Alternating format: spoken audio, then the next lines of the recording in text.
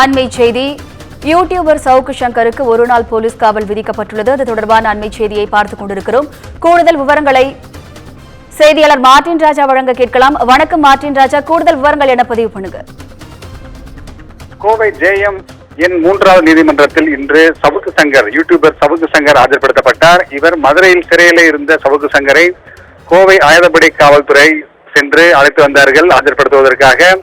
அதாவது இது என்ன வழக்கு என்றால், கடந்த 1 வருடங்களுக்கு முன்பு யூடியூபில் பேசிய சவுக்கு சங்கர் இரு சமூகத்தினரிடையே கலவரம் ஏற்படுத்தும் வகையில் கருத்துக்களை தெரிவித்ததாக கோவை ரேஸ்கோர்ஸில் முத்து என்பவர் புகார் கொடுத்திருந்தார். அந்த புகாரின் அடிப்படையில் ஏற்கனவே சிறையில் இருந்த சவுக்கு சங்கர் கைது செய்யப்பட்டதாக அவருக்கு அறிவிப்பு கொடுக்கப்பட்டிருந்தது.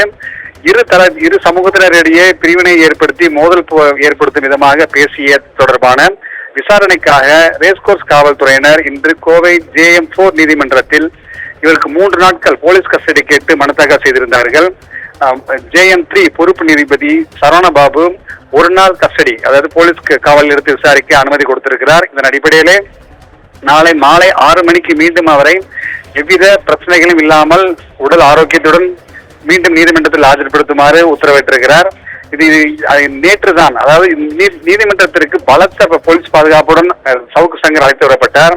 அப்போது ஊடக கேமராக்களை பார்த்தவுடன் திமுக அரசு தன்னை பார்த்து பயப்படுவதாகவும், அதனால்தான் மீண்டும் ஒரு முறை 2வது குண்டர் சட்டத்தின் கீழ் தன்னை கைது செய்திருக்கிறதாக வழக்கு பதிவு செய்திருக்கிறது என்று கூச்சலிட்டார்.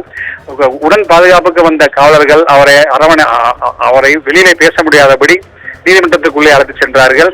ஏற்கனவே நீதிமன்ற உத்தரவுப்படி முதலில் பதிவு செய்யப்பட்ட குண்டர் சட்டத்தில் இருந்து சவுக்கு சங்கர் விடுவிக்கப்பட்டிருக்கிறார். ஆனால் நேற்று தேனியில் இவர் கஞ்சா வைத்திருந்ததாக கைது செய்யப்பட்ட வழக்கிலே 2வது முறையாக மீண்டும் குண்டர் தடுப்பு சட்டத்தில் அவர் கைது செய்யப்பட்டிருக்கிறார் என்பது குறிப்பிடத்தக்கது. கூடுதல் விவரங்களுக்கு நன்றி மார்டின் ராஜா.